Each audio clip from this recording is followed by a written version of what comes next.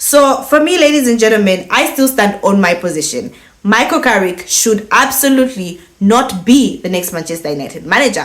So hi guys, welcome back to my YouTube channel, Football with Priscilla. I am Priscilla, obviously. So hi guys, welcome back to my YouTube channel. And ladies and gentlemen, today I just want us to talk about the Manchester United versus Crystal Palace game, in which we saw Manchester United beat Crystal Palace 2-1. But before we get into the video for today, make sure you share, like, and subscribe. Make sure you share, like, and subscribe, and do turn your notifications on, ladies and gentlemen, to know when next I post a video. Now guys, we are on the road to 800 subscribers, so make sure you keep on sharing, liking, commenting, and subscribing. Okay, so let's get into the video for today. Now ladies and gentlemen, normally when I'm making a post-match analysis video, I like to look at how both teams set up. I like to look at the formations that both teams had.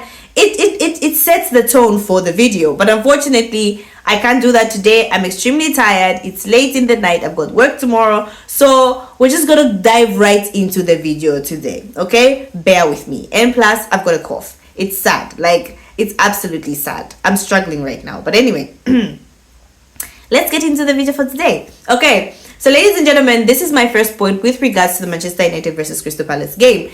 Now I feel like the game wasn't pretty. Okay, let's just be honest. It wasn't pretty, and to be honest, we all knew it wasn't gonna be easy. Going away to Crystal Palace is never easy. Do you guys remember that season where we just couldn't win away at Crystal Palace? Then we had a season where we couldn't win away at Wolves. Like it's crazy. But yeah, going away to Crystal Palace, no matter who you are, Man City, Liverpool, Arsenal, Chelsea, whoever you are, Tottenham, oh, let's not even talk about Tottenham. But no matter who you are, it's a difficult stadium to play at. So I was kind of expecting Manchester United to struggle. However, I will say this, I could not see the intensity of the team. We looked lackluster. We were not fighting for the ball as much. We were not as intense. We're not looking the same as we were when Carrick first came. Like remember the Man City game, the Arsenal game, we were very aggressive. We were the first one at the challenge. Like we were so intense, and then now it's like the intensity keeps on dropping. We saw it with West Ham, then we saw it with Everton, and now we've seen it with Crystal Palace. I feel like the intensity is dropping. So ladies and gentlemen, the game for me, up until I think the time we equalized, we were struggling. Okay, the fact that Crystal Palace managed to score against us that early, we really struggled. It was not a pretty game. When Crystal Palace scored against us, we struggled to get in the game. Yes, we were creating chances, but we were failing to convert our chances into goals. Crystal Palace had somewhat control of that game. Our midfield, like everything was going against us up until the red card and the penalty. We were struggling and it wasn't pretty. Okay, so that's my first point with regards to the game. My second point, ladies and gentlemen, I want to talk about the front line. Now, I don't know, like I've been thinking about it, but I don't know how to put it in words. So maybe you guys can help me put it in words. Okay, this is what I've been thinking. I know there was a lot of talks with regards to whether we should start Benjamin Sesko or we should go with Ahmad or drop Cunha or Mbeumo. There was that conversation. And I said, okay, I would have preferred us to go with the front three of Cunha, Mbeumo, and Ahmad. And then I feel like Benjamin Sesko is more impactful coming off the bench as a substitute. Okay? And obviously, I knew that Michael Carrick would start it because half of the Manchester United fan base was crying for him to start. Cool. And Benjamin Sesko started the game. For me, I still stand on this word. The kid isn't at a place where he can start games. I still feel like Benjamin Sesko is more impactful as a substitute as opposed to him starting the game. Now, I know he scored a goal, and that was a brilliant goal, by the way. That is a goal poacher's goal. That is a traditional number 9's goal. And if you know me, you know I love my traditional number 9s, okay? I like the number 9s that are in and around the 18-yard area, the number 9s that will push you, and then all of a sudden you don't know where they're coming from. Bam, header, go. Like, those are the traditional number 9s that I like. And I absolutely like Benjamin Sesko because for now, like, he's proving his positional sense, his positional awareness is good. He's running after the ball. His intensity is there. So I like Benjamin Sesko. However, I still feel like he's more impactful coming as a substitute. For me, game versus Crystal Palace, I would have started with Ahmad, Mbeumo, and Cunha. Is it just me, or did Mbeumo feel a bit off coming off of the right? Right? And then there's Cunha, who Cunha has his days. There's some games where he's like, wow, a maverick, Cunha. And then there's some games where like, Cunha, just pass the ball. Like, what are you doing? And so for me, I feel like the front three versus Crystal Palace felt off. Okay? We have two runners in Mbeumo and in Cunha. And then we have Benjamin Sesko, who's supposed to be our focal point. My issue is, Mbeumo is not so much of a creative winger. Mbeumo for me is not a right winger, right? So he will not run to the defense, like he's not as direct as Ahmad is, right? Cunha is a bit more direct, but Mbeumo is not as direct as Ahmad, and that is why the right side felt a bit off versus Crystal Palace, because Mbeumo is not a right winger for me. For me, I would rather put Mbeumo up front as a striker. You know, the type of strikers that run at defenders, and not the striker, and not on the right. He felt a bit off on the right. I feel like when, for some reason, it is Ahmad, Mbeumo, and Cunha, that front three feels a bit more fluid. However, when we bring in Benjamin Sesko there, it's not as fluid, because you won't see Sesko and Mbeumo interchanging. Mbeumo will stay on the right. Sesko will be on his focal point, his number 9 position, and Cunha will be there. But when they're the three of them, they're able to interchange. I don't know, maybe I'm talking crazy, but that's just me, okay? That's just me.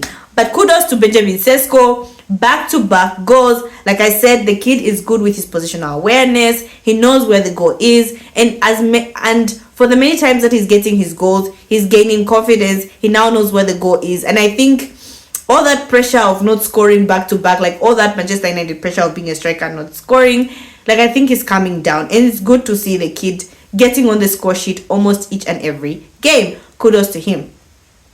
Now, ladies and gentlemen, riding off of that, I just want us to talk about Bruno Fernandes. What a pass. Bruno is an absolute gem of a striker. Like, pinpoint pass.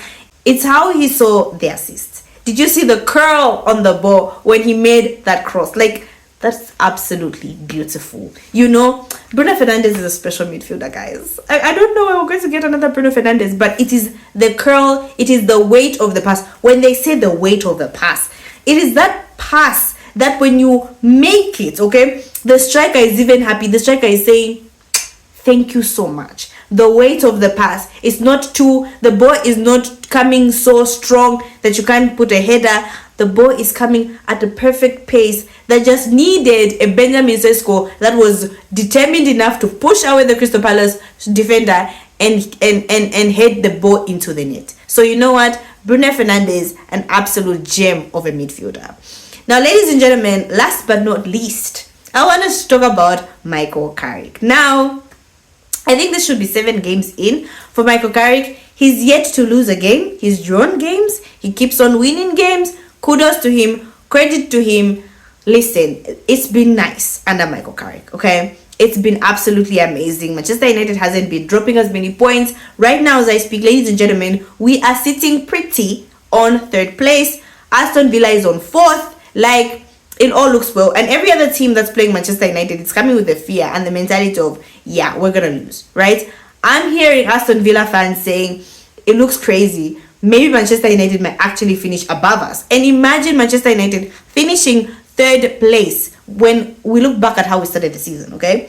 Now, to address, ladies and gentlemen, obviously the elephant in the room. The question still stands, should Michael Carrick be given the Manchester United manager position? Now, rumor has it, okay, that the Manchester United management are leaning more towards Michael Carrick. They want Michael Carrick to be Manchester United coach. With the results that they are seeing, they're obviously happy.